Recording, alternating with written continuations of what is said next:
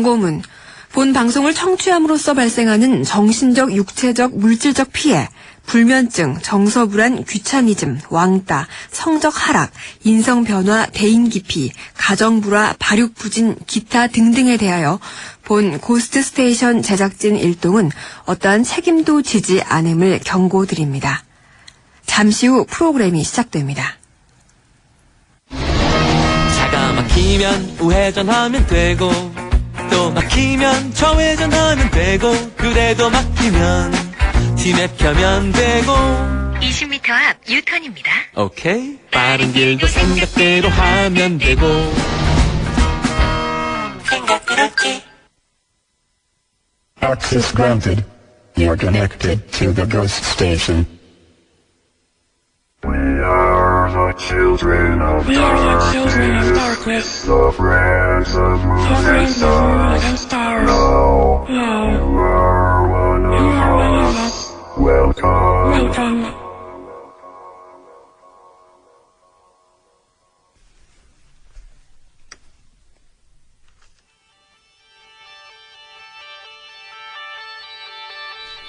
네, FM 103.5 고스트 스테이션 .co.kr, sbs.co.kr의 고스트 스테이션, 그리고 고릴 라디오를 통해서 방송되고 있는 고스트 스테이션.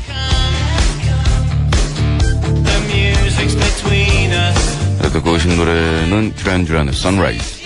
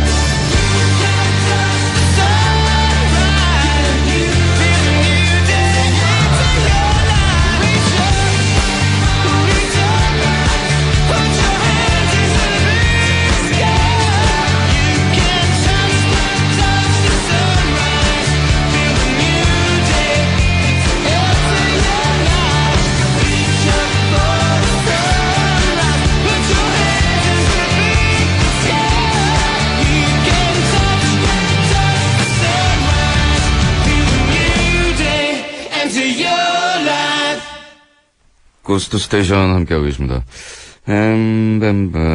담배 얘기에 대한 피드백들입니다. 중고등학생들이 그러니까 미성년자에게 담배를 판매하지 않으니까 가서 아줌마 담배 좀 사주세요. 뭐 이래가지고 담배를 구입하는, 담배를, 근데 사지 못하는 그 미성년의 입장에서 이제는 담배 사다 달라는 부탁을 받아야 되는, 이런 미묘한 입장의 차이. 근데 사실은 또 이게 또 다단계라서 아저씨 담배 좀 사주세요. 넌 몇 살인데 담배를 피우는데 이러고 훈계를 한다는 것도 참 그 상황이 애매하지만 알고 보면 말하자면 고등학교 2학년쯤 된 녀석들이 요것들이 이제 아저씨 담배 좀 사주세요 이랬다가 귀찮은 일 생기면 짜증나니까 지나가는 중1 불러다가 널 나와봐. 담배 좀 사와. 중1이 가서 아저씨 담배 좀 사주세요. 이건 이제 야단을 쳐도 본인이 아니기 때문에, 예. 그리고 얘한테는 담배를 안 사다 주면 얘는 담배를 사다 주겠다는 사람이 나타날 때까지 계속 형들 때문에 거기서 돌면서 고생을 해야 되는. 차라리 내가 담배를 사다 줌으로써 얘를 해방시켜주는 게 나은. 아, 정말 이런 사회적인 부도덕한 시스템과 구조적인 예? 정말 더러운 거예요. 그 미성년자들 사이에서도 그런 구조가 생긴다는 게. 작년 여름이었나 그 당시 수영을 다니고 있었는데 그날도 변함없이 수영을 가기 위해 시간을 맞춰 나오려는데 배에 신호가 온다. 볼일 치르고 만반을 위해서 비대까지 사용해주는 센스를 발휘하고 급하게 내려왔지. 차에 올라서 시동을 걸고 주차장을 막 빠져나오는데 어라 담배가 없다. 집 앞에 잠시 차를 세우고 맞은편에 있는 편의점에 가서 뒷불 하나를 샀어요. 담배를 손에 들고 툭툭 털면서 차로 향하는데 교복 입은 여중생이 내게 다가오더라. 척 봐도 5,000원짜리를 손에 들고 있는 뻔세나 쭈삣거리는 몸짓이나 아저씨 응? 죄송한데 담배 좀 사다 주실래요? 여중생의 말투가 아니라 이건 어디 작부집 약간 흐드러지게 취한 말투인데 죄송합니다. 제가 목소리가 오늘 좀 가라앉아서 이렇게밖에 안 나오네요. 평소에는 여중생 말투 할 수 있는데 오빠 이것도 안 된다 이제. 예상한 질문이었지만 짧은 순간에 맞은 생각이 들더라고. 뭐 나도 중학교 때부터 담배 폈으니 대략 심정은 이해를 하겠고 그렇다고 사다 주자니 양심과 도덕에 캥기고 이 아이가 담배를 사고자 한다면 어떤 식으로든 구하게 될 테고 그로 인해 더 나쁜 방향이 생기지 않을까 하는 주제는 넘은 생각도 해봤지만 결국 내 인생 아니다라는 결론에 다다랐어.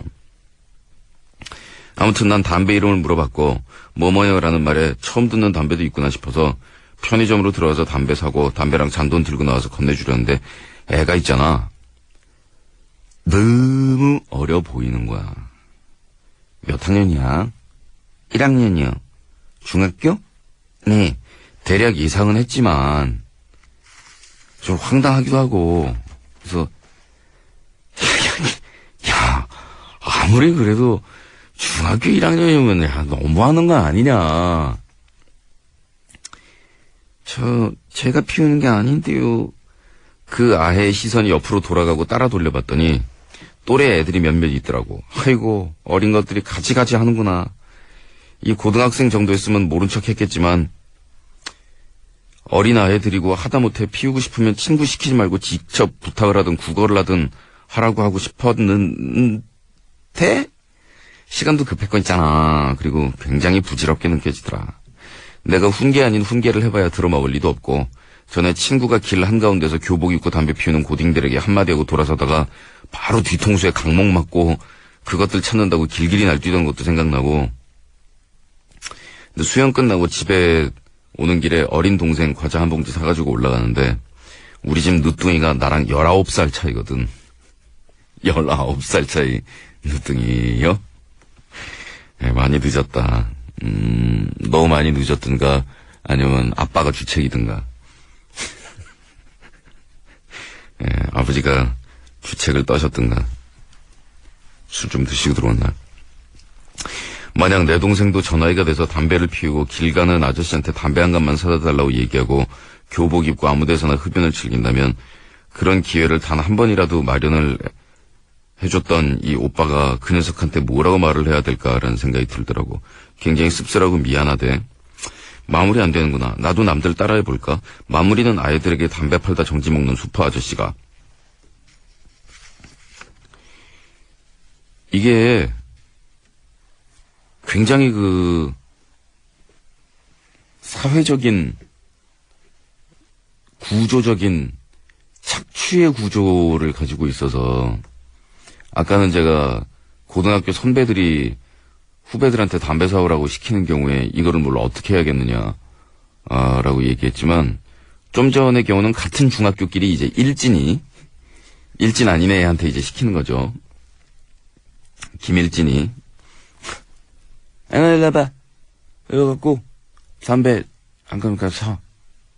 그러면 가서 길 가는 사람들한테 구걸을 해야지 어떻게 있어요. 그러면 이런 문제가 생겨요. 청소년들의 담배를 매입을 부탁을 해올 경우에 아까도 얘기가 나왔지만 얘는 어떻게든 담배를 사게 돼 있다 결국은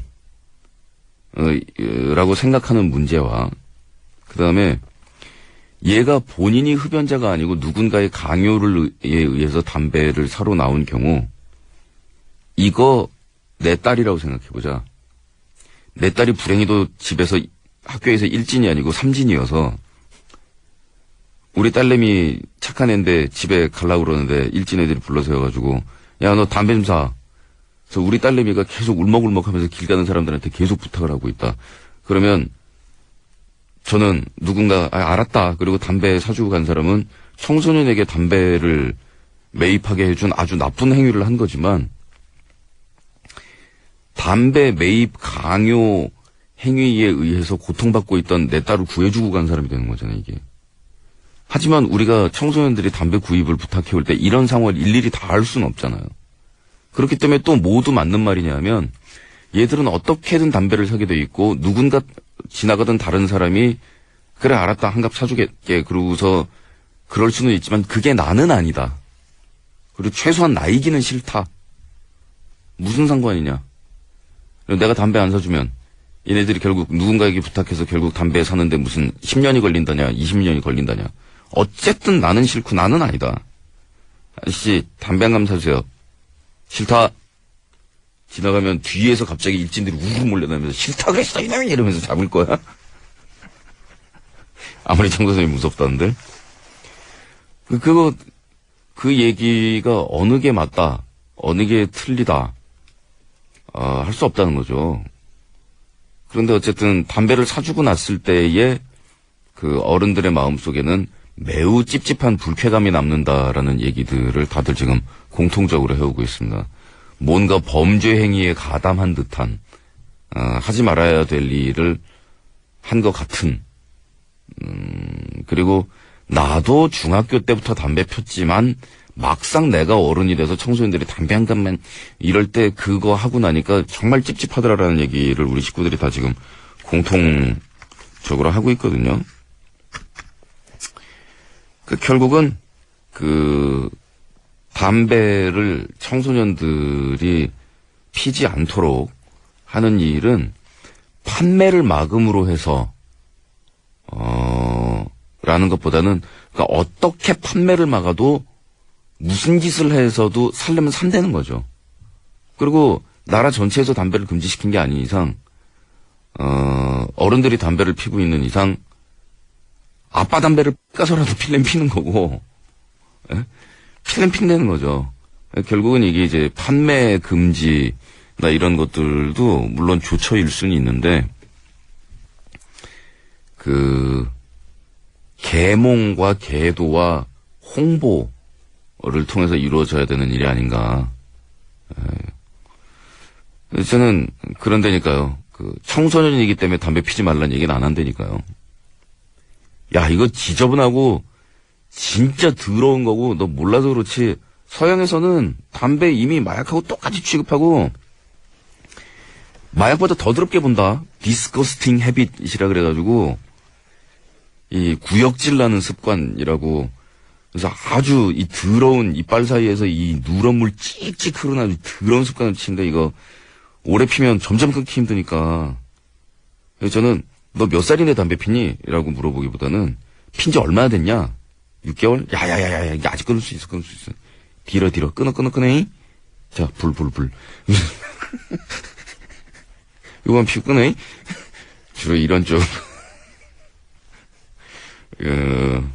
인데 청소년이기 때문에 못 핀다. 이 원래 사람이 못 먹게 하면 맛있는 거거든요. 어떤 음식이든지. 못 핀다라는 인상을 가급적 주지 않고, 네가 이거 안 하는 게 좋다라는 쪽으로 심리를 슬슬 유도해 보는데, 결과는 괜찮은 것 같기도 하고, 청소년 때는 편의점에서 담배 헝가뷰 이렇게 목소리 깔았다가 신분증 검사 안 하고 담배 주면, 으아! 그러면서 좋아하지만, 나이 20살 넘고 나면은 신분증 검사 안 하고 담배 주면, 나도 드디어 삭은 것인가.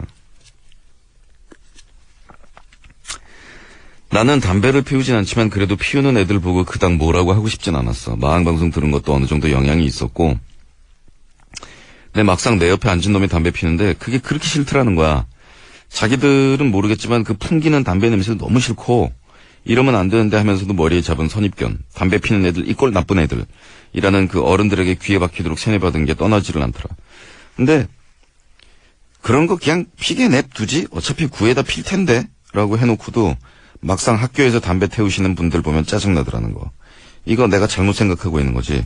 애초에 사람 대하는 게 익숙하지 않아서 그런 건지 반 애들이랑 얘기도 잘 안 하고 그냥 왕따 아닐 정도로만 놀고 있는데 문득 애들한테 이런 생각 드니까 내가 너무 나쁜 애 같더라. 이런 걸 마음은 어떻게 생각하는지 한번 듣고 싶어서 마무리는 변기에 담배 꽁초 버려서 화장실 청소 힘들게 만든 삐삐가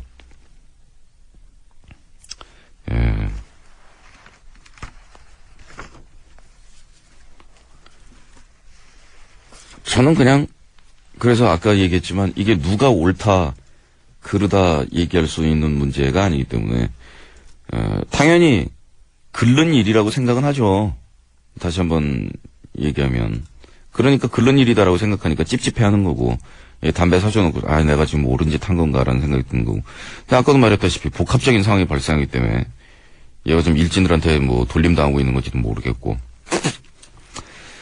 그러니까 저는 사줍니다. 사주면서 그렇다고 또 어린 것들이 그러려면 사주지를 말든가. 예? 그런 얘기 하려고 그랬으면 당연히 어린 것들이라고 얘기하고 사주질 말았어야지. 사주면서 이 어린 것들이 그럴 이유는 없는 거잖아. 이건 이율배반적인 행동이잖아요. 그래서 저는 사주면서 인 매기기 전에 끊차이 그리고 그냥 지나가는 뭐 중립적인 이런 겁니다. 한편으로 생각하면 담배라는 게 옛날에는 어린이들에게도 굉장히 관대한 거였기 때문에 그런 문화가 몇백 년이 지나도 그렇게 움직이나 봐요. 옛날에 우리나라에 담배가 처음에 들어왔을 때는 몸에 좋다 그래가지고서 할머니, 할아버지, 아줌마, 아저씨, 엄마, 아빠, 동생, 조카, 애기 다 담배 때 물고 있었다 그러잖아요.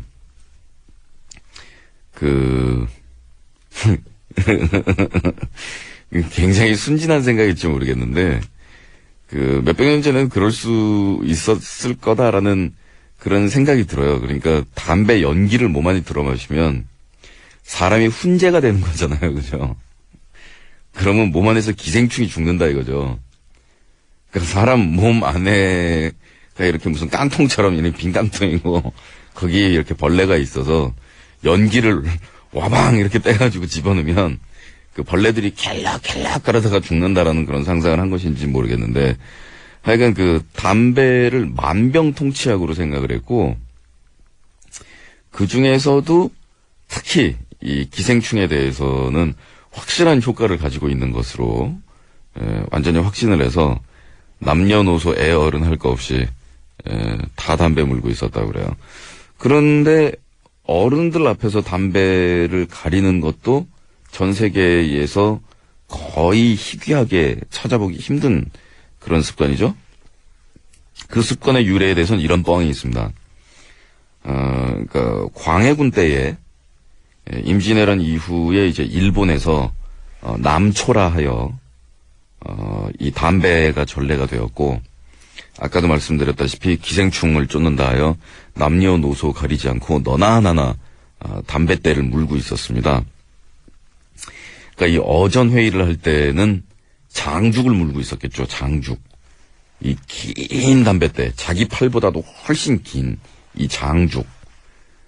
그리고 양반들은 이 장죽을 피고 이 쌍것들은 이 짧은 담뱃대를 뭅니다. 그래서 현진건 선생의 글인가요? 거기 보면은 담뱃대를 마치 쥐새끼 마냥 쪽쪽 빨았다 뭐 이런 표현이 나오는데 그 문학작품 뭐지? 그래서 하여간 그 뭐냐면은 짧은 담뱃대 이 단죽을 피는 모습은 조잡스럽다, 추잡하다라고 생각을 한 거죠. 자기가 불을 붙이고 그거를 이제 쪽쪽쪽 빨아가지고 이렇게 불 붙게 하고 이러는 거를 되게 천시하고 양반은 해가지고 이 긴 장죽. 근데 이게 왜 양반이 장죽이냐면 자기 팔보다 담뱃대 길잖아요. 그러니까 자기 팔로는 불을 못 붙이잖아요. 그러니까 옆에서 머슴놈이 붙여줘야 되거든. 그래서 양반이라는 거야. 무슨 뭐 장죽을 핀다고 해서 연기가 더 순하냐, 무슨 뭐 맛이 더 좋으냐 이런 이유 일절 없었고요. 그냥 자기 손으로 불을 못 붙이고 시중 받아 불 붙여 담배 핀다라는 생각에 그것이 양반이다라고 생각했다랍니다. 그 양반 의식이라는 게 참 웃기죠. 옆길 약간 빗나간 얘기인데 우리나라의 테니스가 전래된 게 처음에 그 선교사들이 미국 사람들이 우리나라에 들어와가지고서 그 어전 시합을 한 게 시초였다 그럽니다. 그래서 이 높으신 나리들하고 대신들하고 쫙 나오고 그 앞에서 테니스를 몇 세트 경기를 이제 펼쳤습니다. 땀을 뻘뻘 흘리면서 한여름날. 그래가지고 상간마마 이하 대신들이 전부 나와가지고 그 경기를 다 본 거예요. 그런 다음에 선교사를 이렇게 불러가지고서 대신들이 쫙 호기심 어린 눈초리로 모여들더니 이제 옆에 통역관이 붙었죠. 먼저 너무 잘 봤고 너무 수고했고 아유 잘 봤다. 통역. 자, 근데 한 가지만 물어보자. 이게 땀을 지금 뻘뻘 흘리고 장난이 아닌데 이런 거를 왜 머슴놈들을 안 시키고 직접 하느냐? 라고 물어봤대요. 싫어해 진짜로. 그러니까 땀 흘리는 것을 천시하는 이 노동의 그 땀방울을 천시하고 그런 것이 없을수록 더 귀한 거라고 생각하는 그런 게 있었다는 거죠. 중국에서도 그 풍속화 보면은 손톱에다가 쇠로 된 그 반지도 아니고 손톱같이 생긴 긴 거 손가락마다 쫙 붙이고 있는 거 보셨어요? 그거를 붙이고 있는 사람도 있지만 손톱을 실제로 그런 경우도 있었습니다. 중국에서는 손톱을 길러서 10cm 이상 기르는 거예요. 그러면은 손톱이 휘어져요. 동그랗게 말려가지고. 그래가지고 손가락 앞에 너무 길러가지고 이렇게 둘둘둘둘 휘어진 손톱이 쫙 말려 있는 겁니다. 그렇게 하면 어떻게 되겠어요? 아무것도 못합니다. 자기 손으로 일을. 귀인의 표시라는 거죠. 모든 일을 옆에서 다 해줘야 되는 거죠.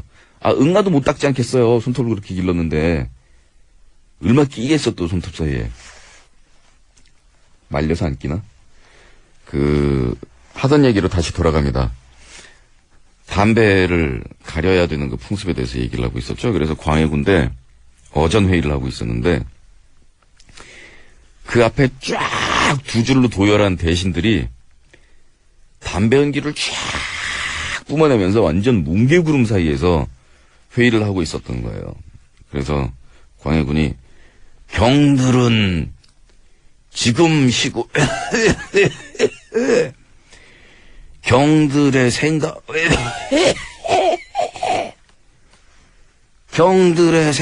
어때? 이러다가 상간마마가 뚜껑이 빡 열린 거예요. 그리고 불 꺼! 좀 불 꺼! 그리고 니들 앞으로 내 앞에서 담배 피면 다 죽어. 담배 다 꺼! 이런 거예요. 그래서 황급하게 와바바바박들 담배들을 다 껐습니다. 그래서 이제 여기서 삼강오륜이 등장하죠. 삼강오륜. 먹어봤어요? 그 삼강에서 나왔던 오륜바라고 있었는데.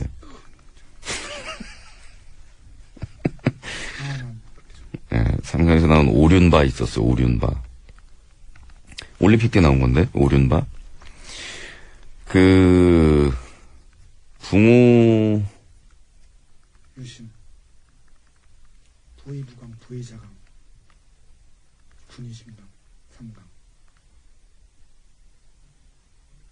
오륜은 우리는 굉장히 어려우시는데 군신유의 뭐 이런 거 아니야? 그거는 좀 저 유자 들어가는 거는 저기 저 화랑 쪽 얘기인가? 그렇습니다. 있었어요. 하여간 그래가지고 말입니다. 그래서 아니다 군신유의가 삼강오륜이 맞는 됐거든? 사군이 충이 좀 됐어. 더 이상 나가면 우리가 무슨 지식인 검색차이냐고 다시 얘기하자면.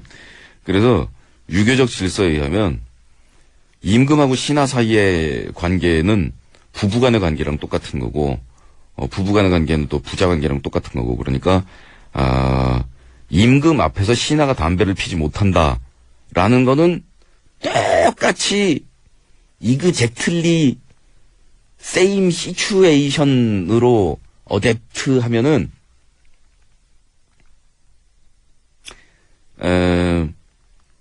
형제간에 동생놈이 형 앞에서 담배 필 수 없다는 거고, 그 다음에 어디를 부인이 남편 앞에서 담배 필 수 없다는 거고, 이렇게 돼서 다들 담배를 안 피게 됐다 그래요. 그 습성이 아직도 남아 있습니다. 그러면서 우리는 일본 사람들이 부자지간에 맞담배 이렇게 피고 있는 거 보면은 불쌍놈들을 만나죠. 저희 애비 앞에서 자식이 담배를 피고 있다고 역시 외놈들은 안 된다고. 저 떼놈들 뭐라 저 아버지 앞에서 담배 피고 있다고 막 그런 식으로 얘기하는데 사실 우리나라만 그런 거죠. 그런 나라 또 몇 나라 있긴 있어요. 뭐 그리스 뭐 이렇게 몇 나라들이 있긴 있는데 우리만큼 심하지는 않아서. 근데 뭡니까 이제 시대도 변했고 어차피 몸에 나쁜 거 니도 피고 내도 핀다. 그러면 할 말은 없는 건데 이 현대의 문명, 현대의 질서, 새로운 사회 질서, 이 도심 속을 살아가면서 아직도 저 동구 밖에 어르신 한 분 뜨면은 농사 짓다 말고 뻘떡 일어나가지고 어르신 오셨습니까 하고 지나갈 때까지 고개를 숙이고 있었던 그 질서 속에서 살아가고 있는 할아버지들이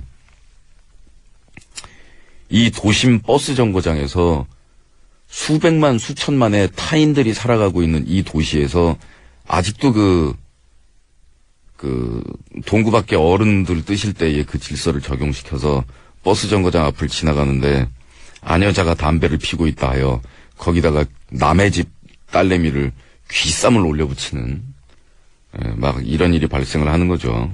아니 저는 그 할아버지들을 변명해 주려고 하는 얘기 하나도 아닙니다. 비난하려고 하는 얘기입니다. 아무리 나이가 드셨어도 질서에 적응할 거는 적응을 해야죠.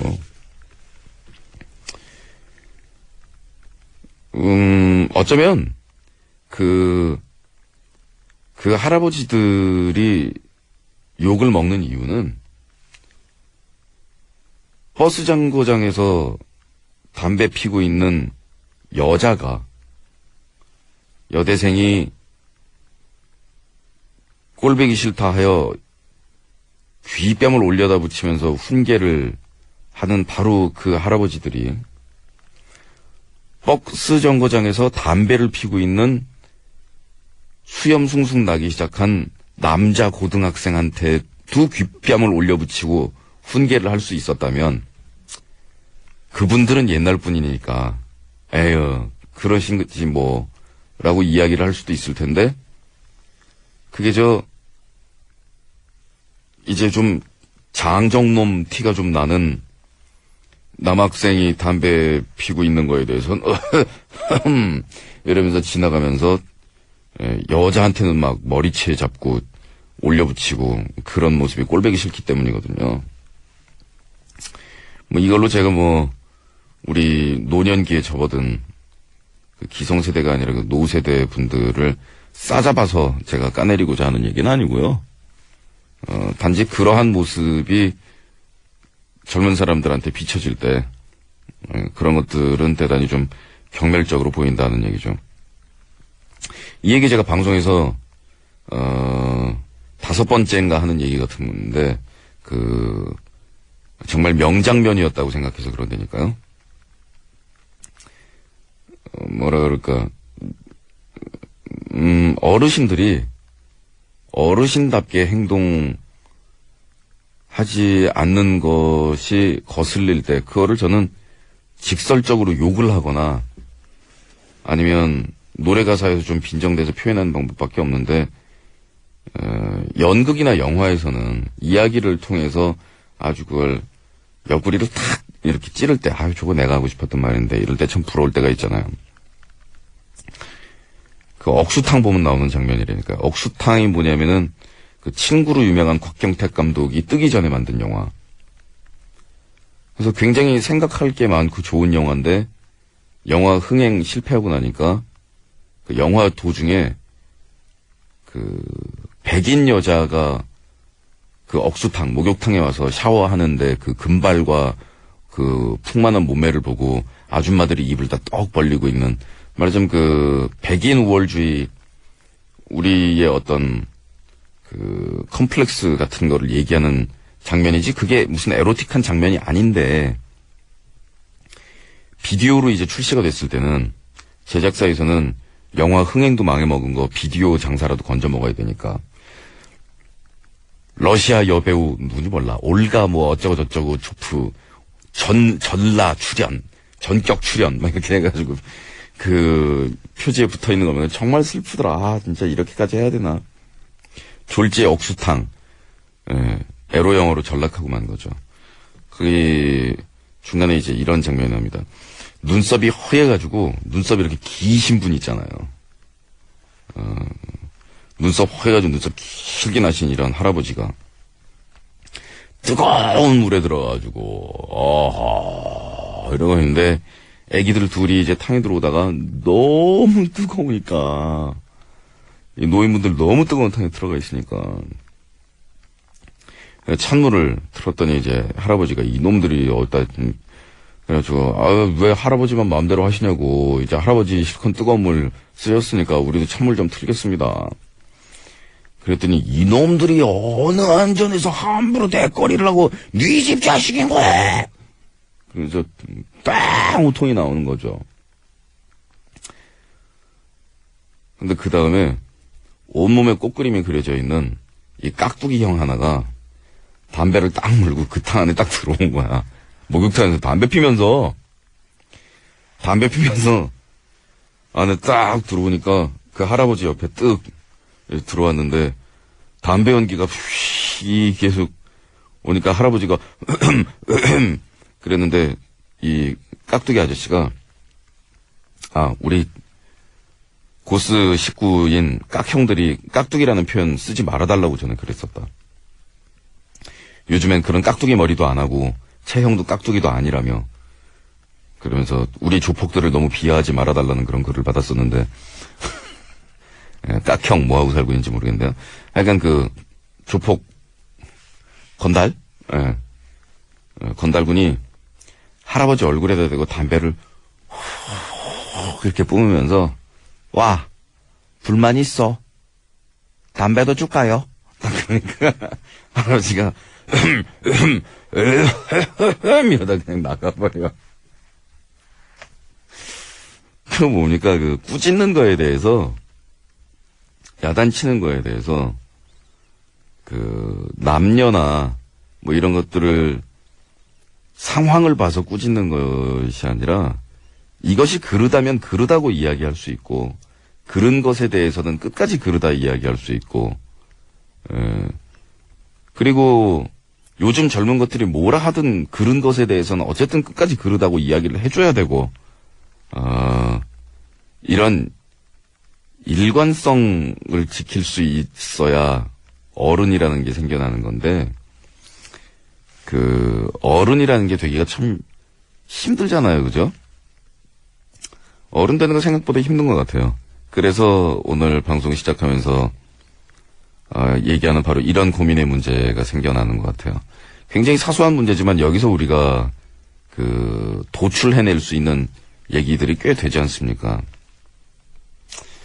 그래서 여러분은 어떻게 생각하세요? 길에서 청소년들이 담배를 사달라라고 부탁을 할 때 그래 너희들은 결국 담배를 누군가한테는 구하겠지만 그것이 나는 아니야. 됐다 절로 가라. 이 A타입 그냥 지나친다세요? 아니면 B타입 무슨 소리야? 담배를 사주지 않을 뿐만 아니라 애들을 야단을 쳐야지. 너희들 지금 뭐한 짓이야? B타입 C타입 쿨하게 사주면서 얘따. D타입 얘따 수수료 10% 자 줘. 저는 그 D타입이 괜찮다고 보는데 근데 그 A, B, C, D, E, F, G 어느 타입도 나올 수 있겠습니다만 그 타입마다 다 나름대로 이유가 있거든요.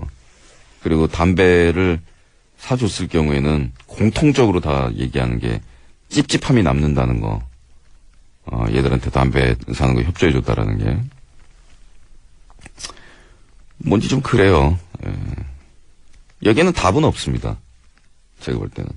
답은 없고 무엇은 옳다, 무엇은 그르다는 없습니다. 단지 이런 행동 하나하나를 애들 담배 사주고 말지라든가 언뜻 옳은 행동인 것처럼 보여도 담배를 왜 사줘?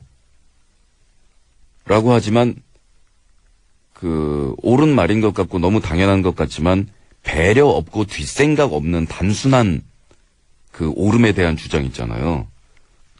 말이 되게 좀 베베 꼬여서 약간 현학적으로 돌아가는 것 같은데 아니 그렇게 복잡한 얘기가 아니고 그러니까 자기는 옳다라고 무조건 주장하고 그러는 건데 자기가 깊이 생각해보고 옳다 이것이 참으로 옳구나 라고 또 자기 생각을 가지고 주장하는 게 아니라 어릴 때부터 많이 들은 얘기 있잖아요.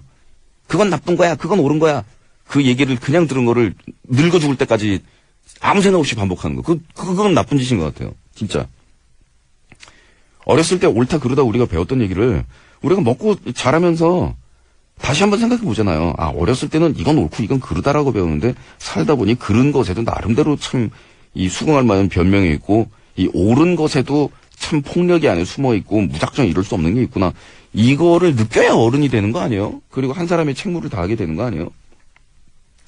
그러니까 예를 들면 이것도 아무 생각 없는 옳음에 대한 주장이다라는 거죠. 청소년이 길에서 담배를 사달라고 얘기를 해. 그건 당연히 옳지 않아. 내가 그걸 왜 해줘라고 얘기하지만 얘가 일진 애들한테 붙잡혀가지고 3시간째 돌림 당하고 있는 아무 죄 없는 청소년이면 어떡할 거야 이거를. 얘를 경찰서로 데려가?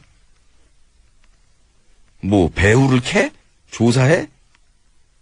빨리 담배 한 갑 들려가지고 얘 집에 보내주고 해방시켜주는 게 나은 거 아니에요. 어려워. 그렇다고 내가 무슨 섬세하게 어른 구실을 하고자 하는 마음가짐을 가지고 살아가는 사람도 아니고 어른 인내하는 생각을 가지고 살아가는 사람도 아니고 어른이고 싶어하는 사람도 아닌데 살다 보니 나이만 먹어가지고 주민등록상으로 볼 때는 이 기성세대로 분류되는 막 이런 세대가 되고 보니 이제는 입 닥치고 가만히 있을 수도 없고 짜증난다. 스콜피언스의 When the Smoke is Going Down이라는 이 노래가 그러니까 스콜피언스 노래 중에서 뭐 할리데이니 Let me take you far away 할리데이니 아니면 always somewhere. 그 다음에 우리나라에서 제일 히트 친 노래가 뭐지? 에이, 그 전에 나온 거. 뭐? 윈도우 체인지가 제일 히트했잖아. 웬 윈도우 체인지? 윈도우 체인지 바로 전에 나온 거. 미국에서도 일단 하고. 청년성 침해야. Still Loving You. 그게 더 떴지, 무슨 소리.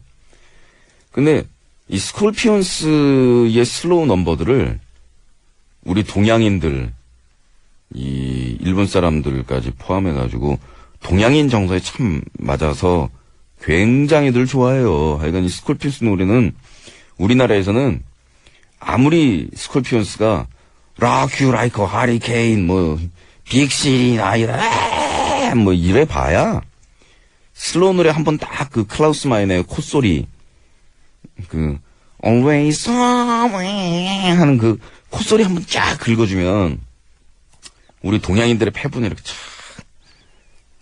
근데 이 When the Smoke is Going Down은 스콜피언스의 슬로우 노래 중에서는 거의 유일하게 우리나라에서 안 뜬 노래가 아닐까.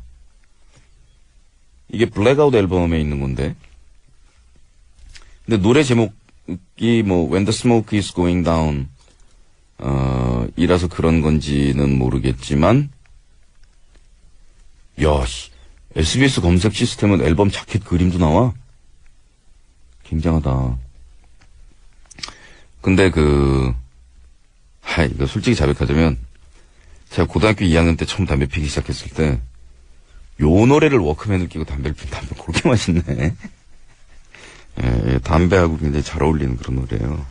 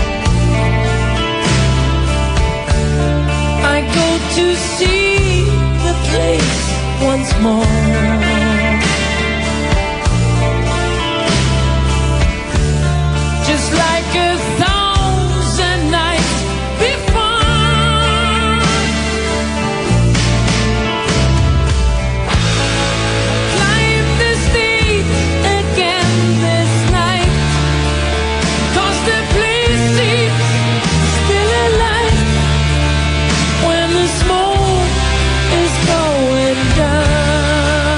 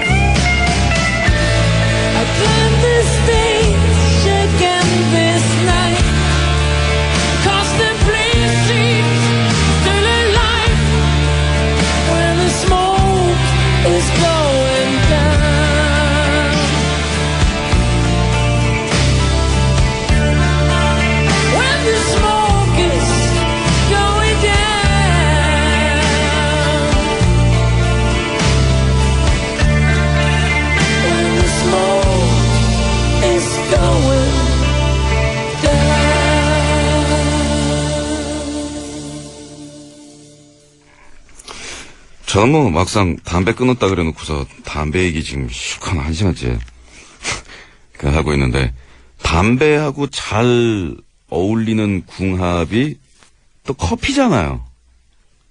그래가지고서 담배 끊어야지 말고는 그 다음에는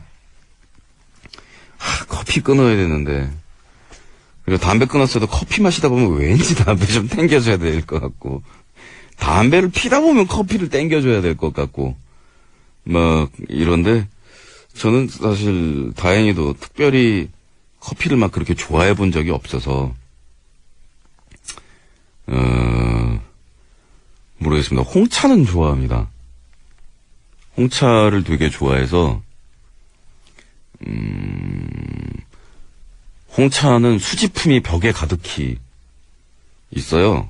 그리고 제가 홍차 좋아하는 걸 알아서 팬들이 선물을 엄청나게 많이 해줘가지고, 그냥 뭐, 흔히들 얘기하는 뭐, 다즐링 홍차, 뭐, 얼그레이 홍차 이런 홍차 품종이 있잖아요. 그런 거 말고도 괴상한 종류의 홍차까지, 내가 저걸 언제 다 먹고 죽나, 막 이럴 때까지 있는데, 커피 좋아하는 사람들은 또, 커피 머신? 그거 되게 비싸대요. 무슨 머신? 드럼 머신? 드롭 머신이라고 해? 드리프트 머신? 아니, 드립. DRIP? 드립 머신이야? 그 커피 머신이라고 그러면 되지 않을까? 그렇습니다. 예, 그래가지고, 그건 몰라. 그래서 내린다고 표현하던데, 한 번 내린 거하고 2번 내린 거하고가 맛이 또 다르다며. 그래서 처음 내린 거라서 이건 진한 거고, 2번째 내린 거가, 그리고 사람마다 취향이 달라서 처음 내린 거 좋아하는 사람, 2번 내린 거 좋아하는 사람. 그래서 그 머신 집에 놓고 있는 사람들은 어디 가서 커피 콩 볶아 와야 되고, 뭐, 보리차 마셔, 그냥. 숭늉 마셔요, 뭘. 그렇게 복잡하게 해가지고 사는지 모르겠습니다만은, 담배에 대한 예찬 시를 남긴, 그런 시인들의 숫자와 커피에 대한 예찬 시를, 남긴 사람들의 숫자도 엄청나게 많고요. 술은 뭐, 옛날 이태백서부터, 두보서부터 술이야 줄줄이 예찬해왔던 바고, 어떤 기호품, 뭐를 마시고, 뭐, 이런, 찰나에 24시간 중에서 잠깐의 짬을 내가지고서, 자기가 굉장히 선호하고, 평소에 준비해놓고, 뭐,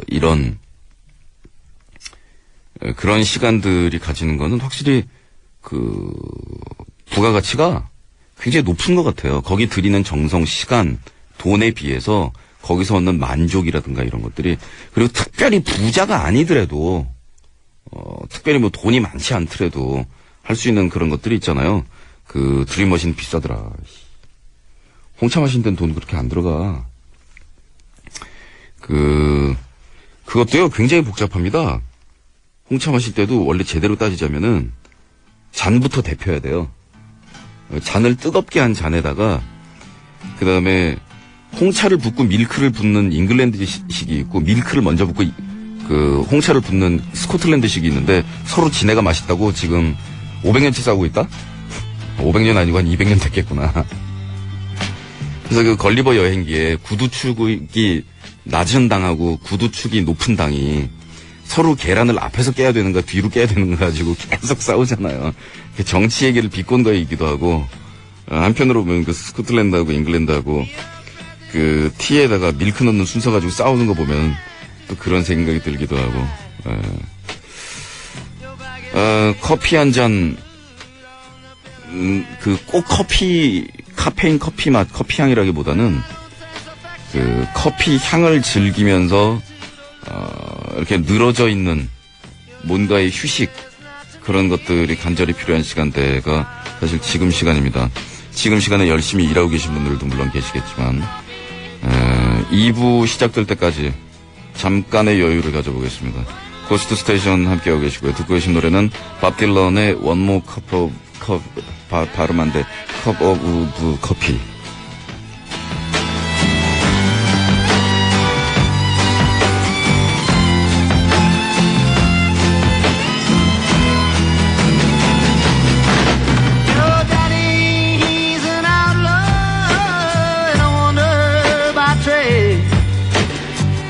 teach you how to pick and choose and how to throw the blade. He oversees his kingdom, so no stranger does intrude. His voice it trembles as he calls out for another plate of food. One more cup of coffee for the road. One more cup of coffee before I go to the valley below.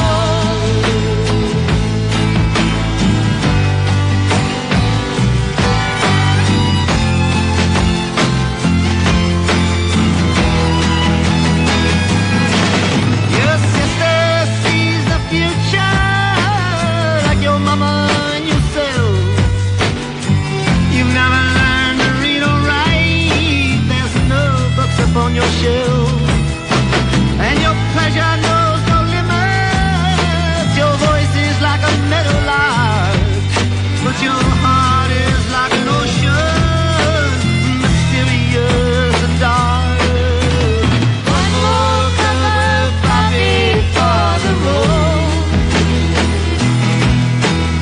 One more cup of coffee before I go to the valley below.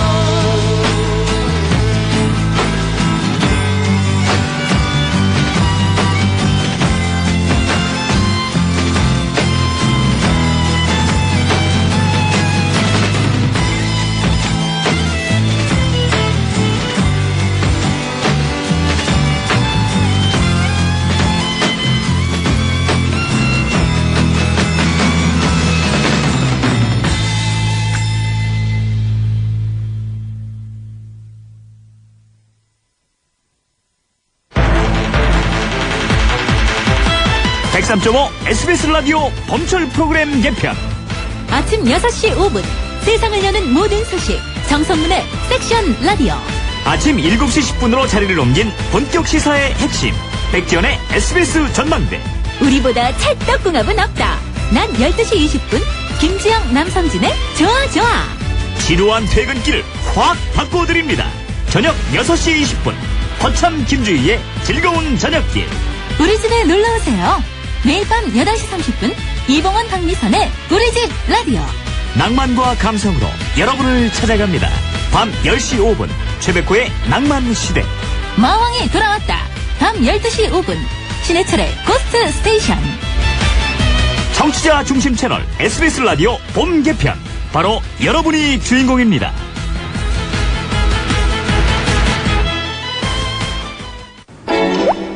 작고 여린 빈손일지라도 거칠고 소박한 빈손일지라도 사랑과 희망을 나누기에 부족함이 없습니다. 세상을 따뜻하게 만드는 일, 당신의 빈손으로도 충분합니다. 공익광고협의회. AM 792kHz, FM 103.5MHz, SBS 라디오입니다. HLSQ. 완벽하다고 생각했던 것조차 진보를 거듭한다. 그랜저 뉴 럭셔리. 2008년 새로워진 그랜저 뉴 럭셔리가 한시를 알려드립니다.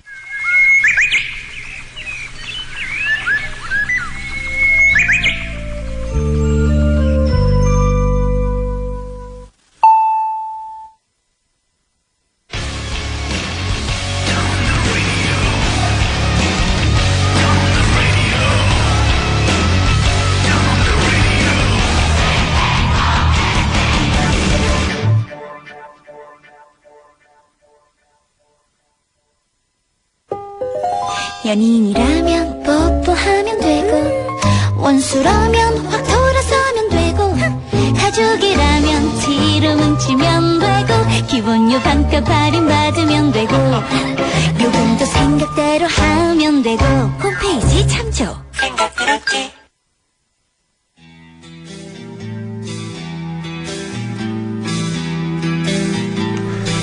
제가 드디어 AM 주파수를 알아냈지 않습니까? 그 FM 103.5 그리고 AM 792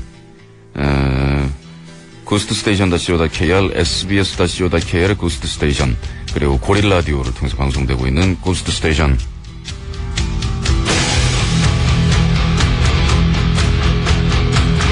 2부가 시작됐습니다. 메탈리카 Enter Sandman.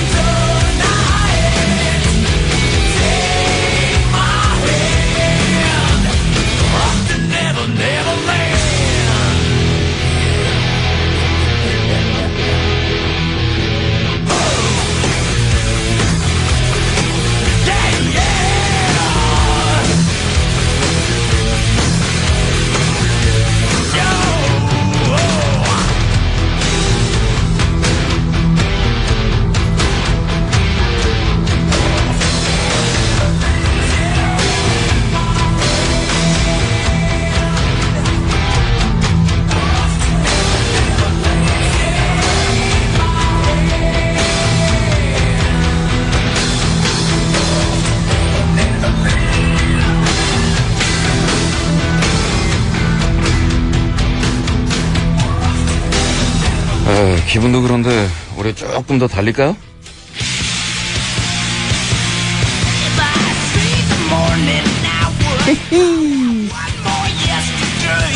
자, 이번에는 메가데스의 99 Ways to Die.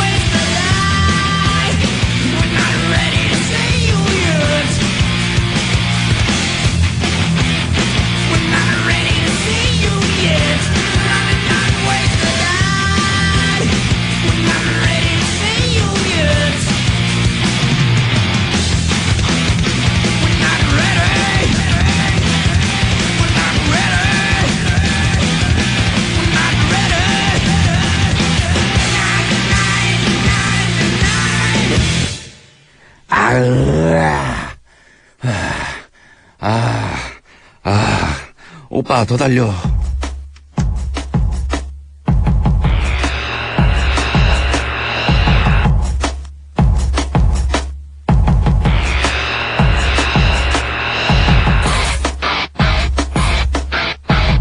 심상치 않아 분위기. 자, 들으신 곡은 피치 시프터의 마이크로웨이브.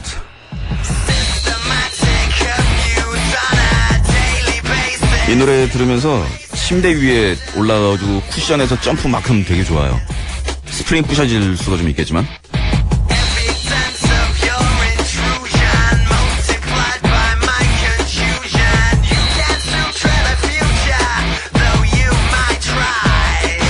달려!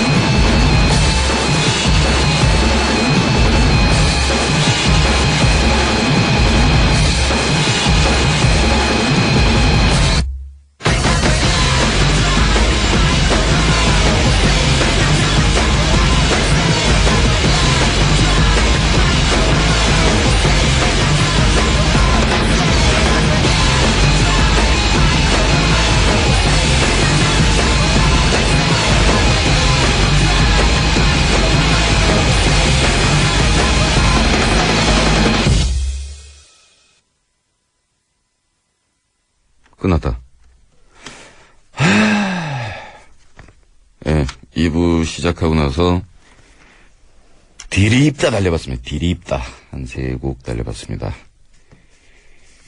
띵띵띵 띵띵띵. 상담 피드백입니다. 방문 못 잠그게 하고 일기장 훔쳐보는 부모님 얘기. 지구촌 정신병원 9109호. 근데 이 얘기들이 심상치가 않습니다. 그러니까 여러분 누군가에게 생겨난 어떤 일들을 같이 듣고 얘기를 하고 그러다 보면은 그건 이제 개인적인 일들을 여러 사람들하고 그냥 같이 나누는 차원의 얘기가 되지만 그런 얘기가 자꾸 들려오면 그런 거를 우리가 사회 문제라고 그러거든요. 숫자가 많아지면. 근데 가정 안에서 사적인 공간을 확보하지 못해서 괴로워하고 있는, 특히 청소년 나이 또래에 집중되어 있는 그런 사람들의 숫자, 그리고 거기에 대해서 무제한적인 어떤 폭력이나 강압적인 방법으로 어떻게든 자녀의 사적인 공간을 인정해주지 않으려는 부모님과의 충돌 문제가 우리 좀 놀아본 오빠의 미심쩍은 상담소에 들어오는 숫자가 너무 많습니다. 이렇게 숫자가 많다라는 거는 이게 한두 명 누구 개인 아니면 아주 독특한 정신세계의 부모님을 가지신 특수한 가정에서 일어나는 게 아니고 우리 사회에서 일어나는 이게 보편적인 현상이라는 얘기인데요. 그렇게 되면은 굉장히 문제가 심각해집니다. 그러면은 우리가 이걸 어떻게 생각을 해야 되냐면은 이게 애들한테서 문제가 안 생긴다. 왜냐하면 뭐 아주 애기 때 애기들이야 뭐 엄마 아빠 들여다 보지 마세요. 저 기저귀 갈아요. 뭐 이러진 않으니까. 그리고 나이를 아주 먹고 나면 또 그런 일이 안 생긴다. 설사 부모님하고 한 집에 살아도 이제 저것도 어른인데 라고 부모님도 생각을 하기 때문이기도 하고 독립을 하기 때문이기도 하고 근데 저것도 이제 어른인데 라고 하는 나이가 우리나라 부모님들이 인정하는 나이가 너무 늦대는 거죠. 뭐 한 나이 30대 가지고 노총각 돼 가지고서 집에서 굴러다녀야 그때쯤이나 인정할 거니까. 사실 이 아이가 이제 사적인 어떤 공간을 필요로 하고 그리고 부모하고 자식 사이에도 숨 쉴 만한 그런 은밀한 공간 같은 것들이 있어야 오히려 더 가족의 화목을 도모할 수 있고 각자의 사생활이 요 한 지붕 아래에서 이루어지면서 또 이 공동체적인 생활이 두 가지가 동시에 굴러가야 가정이 화목하다라는 거를 부모님들이 인식을 하고 인정을 해야 되는데 솔직히 우리나라 부모들이 그런 데 대한 인식이 별로 없습니다. 왜냐하면 또 당신들께서는 그렇게 잘하지 않았거든요. 옛날에는 아예 각방을 쓴다라는 일 자체가 없었습니다. 형제가 많던 시절, 대가족 시절에는 각방을 쓴다, 지방이 있다라는 일조차도 없었기 때문에 한 반에서 형제 3명이 자고 4명이 자고 때려잡는데 무슨 놈의 사생활이 있고 뭘 방문을 걸어 잠궈. 그리고 우리 형은 어떻게 들어오고 뭐 내 동생은 어떻게 들어올 건데 내 방에. 그러던 시절에 사시던 분들은 이걸 이제 이해를 못 하시지요.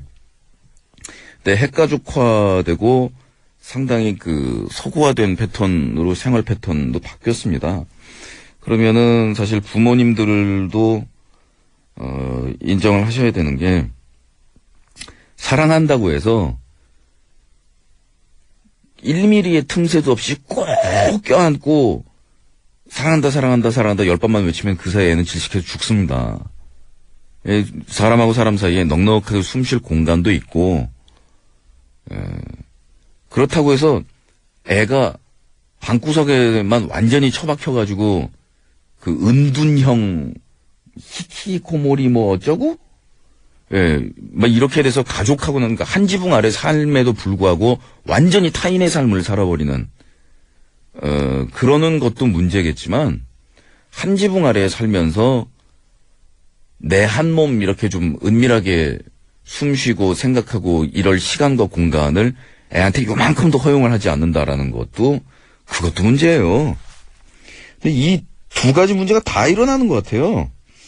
한 집안에서 서로 간에 요만한 사적인 공간을 인정을 안 해가지고 생기는 그런 문제하고 극단적으로 그 반대로 한 지붕 아래에 살면서 완전한 타인의 삶을 살아가는 이미 가족으로서의 균형이 깨져버린 그런 문제가 동시에 얘기가 들려옵니다. 이게 뭐 어느 경우에나 다 행복한 얘기는 아니겠죠.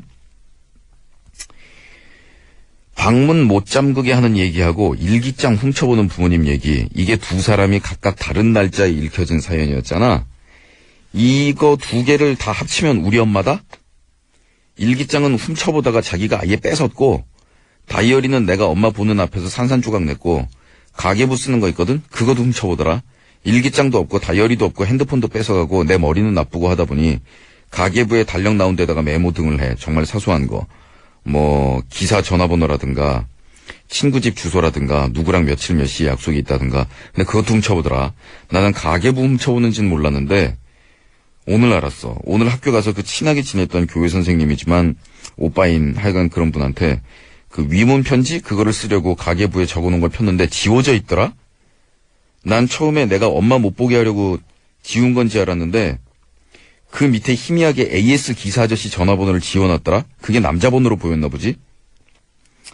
그리고 아직 내가 취미가 사그러들진 않았지만 내가 중3쯤에 그 금지된 사랑을 즐기고 있었는데 그때 한번 코믹에 놀러가서 이거저거 사람들이 그린 그 단편 만화집 있잖아. 그걸 사왔는데 그중 하나 15세였다? 15세란 말이지. 그 코믹에서 파는 동인물에는 19세가 없어. 15세가 19세의 내용을 담고 있어. 그래, 그런 만화가 딱 한 권 껴있었는데 20페이지 정도야. 아무튼 내가 저 고이 깊숙한 곳에 숨겨놨다? 그걸 꺼내 봤더라. 그리고 남의 거 훔쳐봤으면 내가 모르게 있던 자리에 놓을 것이지. 내 침대 위에 떡하니 나 이거 봤다 이러고 올려놓고 내가 죽느니 사느니. 아유, 내가 진짜 야동을 보고 말지. 엄마가 기계치, 컴퓨터치라 야동을 보면 찾을 수가 없거든. 그리고 집에 있을 때는 방문 잠그면 불같이 맞고 뭔 짓 했냐면서 내 방도 들쑤셔보고 피드백을 쓰려다 내 얘기를 썼는데 뭐 나도 똑같이 당하는 처지고 나도 그냥 훔쳐보면 그걸 없애고 또 없애고 이런 식으로밖에 대응이 안 돼. 난 그때 그 사연 들으면서 나만 이런 게 아니구나 하고 위안을 얻었거든. 근데 마왕의 상담과 함께 내 글을 읽으면서 그때 두 식구들 나만 이런 게 아니구나라고 생각하면 심적 스트레스가 덜할 것 같아서 나도 실제로 그랬고 요즘엔 엄마가 극도로 심해져서 약해졌던 스트레스마저 다시 끓고 있지만 아무튼 동령상변의 마음으로 글 써봤어. 죽겠다 마음.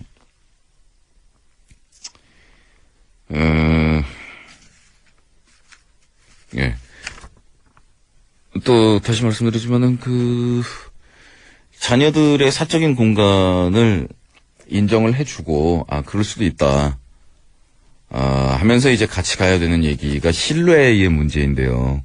네가 방문을 걸어 잠그든 거기서 네 시간과 네 공간을 갖고 싶어 하든 그거에 대해서 내가 뭐라 그럴 생각은 없는데 그만큼 신뢰를 하고 믿고 하니만큼 그 공간 안에서 어떤 학생 신분이나 또 가족 구성원으로서의 범위를 벗어나는 그런 행위는 없을 거라고 엄마 아버지는 믿고 있다. 그리고 네가 벌써 그런 공간을 요구하고 그렇게 막 그러고 싶은 거 보니까 네가 이제 어른이 돼가는 징조인 것 같구나. 그렇지만 말이야. 방문을 걸어 잠그고 있고 싶어하는 심리는 이해하는데 그렇다고 마음을 닫아 걸고 산다고 생각하지는 말자. 응? 제가 아빠가 돼서 청소년인 제 딸내미한테 하고 싶은 멘트예요. 그리고 너도 이제 2살짜리 3살짜리 깐난애기가 아닌데 아빠가 네 앞에서 빤스 벗고 이렇게 쫄래쫄래 돌아다닐 수 없듯이 너도 네 공간이 이제 필요한 거고 서로 이제 가릴 거 가려야 되는 거고 그런 거지만 또 그러다 보면 그걸 너무 지나치게 즐기다 보면 말이다 노상 방문을 걸어 잠그고 있게 되는데 그렇게 하면은 가족들 간에 약간 벽이 생기고 그럴 수도 있다. 그러니까 적당히 해라, 적당히. 네가 음악 한 곡 듣고 잠시 생각에 잠기고 싶을 때도 방문 걸어 잠기고 아늑한 느낌 받는 거하고 노크를 하든 안 하든 언제든지 엄마 아버지가 휙 들어올 수 있다 이거하고는 얘기가 다르다는 거는 인정하고 아빠도 어릴 때 방문 걸어 잠그고 싶었고 무지하게 걸어 잠그고 했으니까 이해하는데 그치 뭐. 방문을 걸어 잠궜길래 그런가 보다 했더니 나중에 알고 봤더니 창문 타고 넘어와서 네 남자친구가 있던가 이런 거 아니겠지? 응? 그래서 낄낄 웃고 이 정도 얘기할 것 같아요. 근데 또 우리 엄마 아버지들이 이렇게 얘기해줬으면 좋겠죠. 그죠? 막 일기장 훔쳐보고 그 방문 걸어 잠그면 막 집안 때려부시고 그런 엄마들이 이렇게 얘기해줬으면 좋겠죠. 부모님도 그렇습니다. 부모님 입장에서 그 아들내미나 딸내미가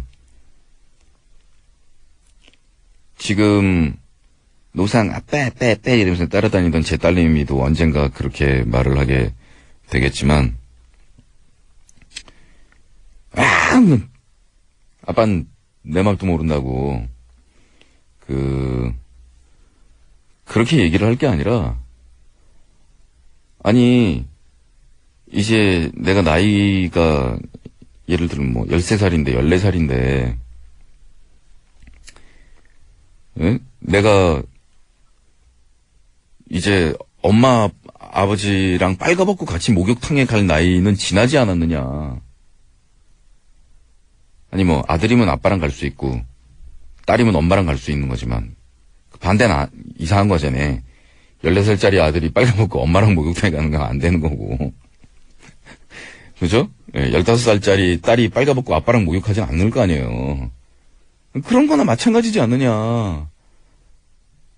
숨쉴 공간이 좀 필요하고, 그리고 문을 닫아 건다라는 심리적 안정이 좀 필요할 때가 있는데, 그 안에서 나쁜 짓이나 뭐 그런 게 벌어질 것 같아가지고서, 초조해서 불안해가지고 엄마 거품 물고 있으면, 여기가 무슨 집이지, 여기가 무슨 교도소인지 아느냐. 방문 맘대로 못 걸어 잠그고, 못 열고, 그러는 데를 뭐라 그러냐면, 교도소라 그런다, 교도소. 집을 교도소로 만들 참이냐, 지금. 그리고, 엄마 아버지가 그렇게 24시간 동안 울부짖는 얘기를 한마디로 줄이면 나는 내 자식 못 믿어라는 얘기를 계속 하고 있는 건데, 그 가족 간의 신뢰가 부모한테 시작이 안 되는데, 우리 집이 뭐 어떻게 화목하겠냐. 지금 엄마 아버지의 행동 좀 그렇다. 건방지게 없다래, 이런 소리야. 아니, 이건 건방진 게 아니고, 자식이 벌써 나이가 이렇게 됐다는 얘기인데, 그걸 부정적으로만 해석하지 마라. 여기서 센 얘기 하나 해줄게요. 그걸 부정적으로만 해석하지 마라. 왜냐하면 내가 여기서 좀만 더 크면 이제 엄마 아버지 나 의지한다. 이제 두고 봐라. 내가 엄마 아버지 의지가 되고 엄마 아버지가 내 어깨에 기대고 갈 날이 이제 10년 남았다는 거니까, 나 10년, 그래, 10몇 년 길러가지고 내가 이렇게 싸지 없이 엄마한테 대들게 됐는데, 10년 지나면 엄마는 이제 나한테 의지하니까, 지금 큰 소리 뻥뻥 치지 말라고. 이거 먹힌다? 팍팍 먹힌다, 이거? 근데, 화를 내지 말고, 계속 이렇게 침착하게, 아니, 대화를 하자는 거 아니냐, 지금. 왜 화를 내니? 물건을 푸시냐? 좀 앉아봐라, 좀. 엄마 아버지한테 이런 식으로 계속, 끈질기게 표정 변하지 말고 얘기를 해야 되거든요. 근데 엄마 아버지들도 이런 얘기를 들으면 이제 마음이 좀 움직이는데, 엄마한테 나가라고 당장 내 방이니까 내 마음대로 할 거라고 문 걸어줘. 그런 밖에서 엄마는 막 두드리고 이건 문 안 열어 싫어. 예, 이 차원이 아니라는 거죠. 예? 엄마 아버지가 쿨하게 얘기해줬으면 하는 것처럼 엄마 아버지도 자식들이 쿨하게 얘기를 하고 어른스러운 눈빛으로 이렇게 대하는 거를 서운해하면서도 속상해하면서도 그러면 이제 받아들입니다. 근데 심각한 게 이제 뭐라 그럴까, 옛날 대가족 같으면 말입니다. 할아버지 할머니한테 차라리 찔르면 할아버지 할머니가 엄마 아빠 야단쳐주는 이런 경우도 있거든요. 근데 엄마 아버지가 할머니 할아버지들만큼 가정의 최고 베테랑은 아니면서 그러니까 요령 없는 엄마 아버지들이 이렇게 생겨난다는 거죠. 자식한테 노상 스트레스로 애를 아주 때려잡기 직전까지 가는 엄마 아버지들이 생겨나는데, 얘기 많이 한 얘기니까 딴 얘기 좀 할까요? 나는 지금 20대 중반이고 집을 나와서 혼자 살고 있어. 집을 나온 지는 벌써 4년 정도 되었네. 시간 참 빠르다. 나는 무남동녀 외동딸이야. 그리고 어머니는 오래전에 아버지와 이혼하셔서 혼자이시고, 당연히 내가 어머니를 모시면서 편하게 해드려야겠지만 굳이 내가 집을 나온 건 여러 가지 사정이 있어서야. 그 이유를 이야기하려면 어머니 이야기를 해야 하고, 그보다도 아버지 이야기를 먼저 해야겠지. 어머니는 따로 좋아하는 사람이 있었는데도 불구하고 외삼촌의 강압으로 외삼촌의 친구였던 아버지와 억지 결혼을 하셨어. 어머니를 지나치게 사랑하셨던 아버지는 마음을 열지 않는 어머니에 대한 원망으로 인해 사랑이 곧 증오로 변하기 시작했고, 결혼 생활이 시작되고 1년여가 지나자 사람이 아주 바뀌어 버렸나 봐. 무슨 고발 프로그램에 나올 것처럼 어머니를 죽을 만큼 때리고 온 집 물건을 때려 부수고, 어머니가 외갓집에 도망가 있으면 당장 쫓아와서 머리채를 잡고 동네 한 바퀴를 질질 끌고 다녔대. 어머니 말씀으로는 내가 뱃속에 있을 때 더 심했는데 내가 살아서 나온 게 신기했대. 모두들은 나를 지우고 아버지와 이혼하라고 말했는데 어머니는 끝까지 날 지우지 않고 버티다가 결국 이혼에 성공하시게 됐지. 근데 막 모든 폭력은 전염되기 마련인 걸까? 나 5살 때 아버지와 이혼하고 어머니와 둘이 살기 시작하면서 또 다른 불행이 시작되고 있었어. 어머니는 조금씩 아버지를 닮아갔어. 통금 시간에서 10분이라도 늦는 날에는 한겨울에 속옷만 입혀서 내쫓는 일이 허다했고 한 번 쫓겨나면 3일은 기본으로 집에 못 들어갔어. 그렇다고 친구 집에 가 있으면 어머니의 기분을 더 상하게 했기 때문에 난 늘 현관에서 떨고 있어야 했지. 물론 내쫓기 전에 통거 의뢰는 폭력이었어. 주먹으로 눈을 맞아 멍이 든 적도 있었고 뺨을 너무 세게 맞아 귀가 한동안 안 들리기도 했었고 손에 닿는 물건들은 모두 몽둥이로 사용되곤 했었어. 이런 일들이 유년기에 일어났다면 그나마 위안이 됐을지도 모르지만 내가 집을 나오기 전까지 20살이 넘어서까지 여전했다는 거야. 그래, 누구나 현명할 순 없는 거니까 어머니가 그토록 증오했던 아버지를 닮아가는 걸 어머니 탓으로 돌릴 순 없는 거겠지. 그러나 나를 더욱 괴롭게 했던 건 어머니를 존경할 수 없다는 거였어. 당연히 내 진로는 어머니에 의해 결정되었고 어머니의 소원에 따라 공부도 열심히 해서 어머니가 원하는 대학의 과에도 합격을 했어. 어머니는 당신은 힘든 일은 하기가 싫다고 하시면서 어느 날부턴가 노래방에 나가기 시작하셨지. 장학금 받지 못하면 대학은 못 보내준다고 하시면서 열심히 공부했어. 대학을 가고 싶었으니까. 내게는 결혼하지 말라고, 남자는 모두 나뿐이라고. 그렇게 말한 어머니가 몇 번의 연애를 반복하고 매일 밤 남자와 콧소리를 내며 통화하고 남자를 집으로 들여도 이해하려 했어. 초등학교 6학년 때 재혼한 새아버지와 매일 악에 놓쳐 싸우기만 하다가 결국 2년 만에 이혼했을 때도 이해하려 했어. 장학금 받는 거 쉬운 일이 아니더라. 결국 학비가 부족해서 휴학을 하게 됐고 난 휴학을 하는 1년 동안 학비를 벌었어. 그럭저럭 600만 원을 모으고 복학을 하려 했을 때 그 일이 벌어지고 말았어. 노래방 다니면서 늘 남자를 끊지 못하고 살던 엄마는 유부남과 불륜을 저지르다 그 사람 부인에게 걸리게 됐고 결국 간통으로 고소를 당하게 됐어. 1년 동안 내가 모은 학비는 엄마 변호사 비용으로 고스란히 사용이 됐고 이젠 정말 지쳐서 어떤 것도 노력하고 싶지가 않았어. 그런 와중에 난 또 엄마의 히스테리와 맞닥뜨리게 되었고 엄마는 그날도 23살 딸에게 나가라는 소리를 했고 평소 같았으면 현관 앞에서 엄마가 진정될 때까지 며칠이고 기다렸겠지만 그날은 그래 짐을 싸고 말았던 거야. 난 그날로 집을 나오고 말았어. 괴로웠어 내내. 어머니는 날카로운 성격으로 친구도 거의 없고 외가 식구들하고도 사이가 좋지 않으니까 세상에 딸 하나로만 이루어져 있던 사람이 얼마나 외로울까. 아니 사실 그보다 전문직 여성도 아닌 어머니가 과연 어떻게 생계를 지탱하고 있을까. 그게 나의 괴로움의 가장 큰 이유였어. 내가 돈을 잘 벌어서 엄마 얼마간의 생활비라도 보내드릴 수 있다면 죄책감은 덜했을지 모르지만 내 생활도 근근히 해나간 현실에 그건 불가능했으니까. 그러나 집으로 돌아갈 순 없었어. 가끔 연락하는 것조차 할 수가 없었어. 의무감과 자식으로서의 도리를 다하려는 마음도 어머니에게 지친 내 마음과 두려움을 이길 수는 없었어. 그러다 얼마 전에 외할머니가 돌아가셨어.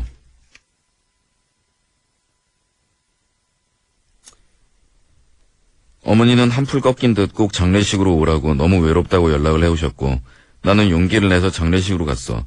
어머니를 보는 순간 또다시 심장이 옥죄어 오는 것 같았지만 어쩌면 나는 어머니에게 돌아가야 하는 것은 아닐까 하는 생각까지도 들고 있었어. 오랜만에 만난 어머니는 참 화가 날 정도로 늙었더군.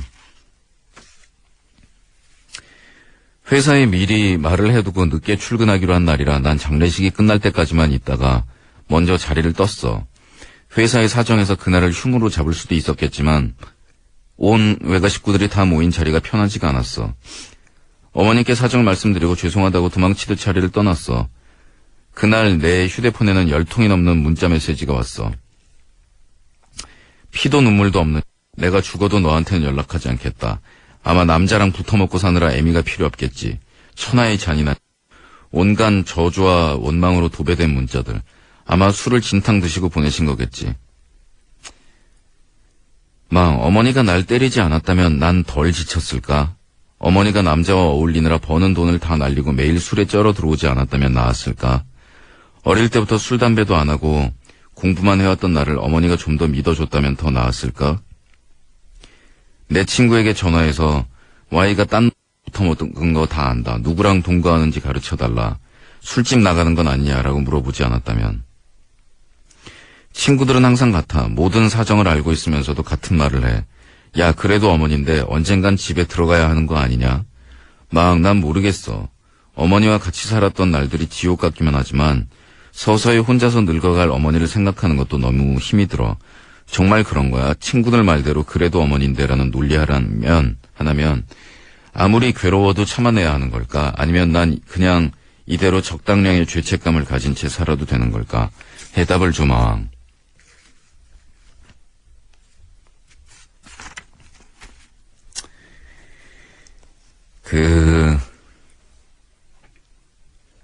소들이나 사슴이나 이런 동물들은 태어나자마자 걷잖아요. 어미들이 일정 기간 살펴주긴 하지만 어쨌든 태어나자마자 걸을 수가 있어요.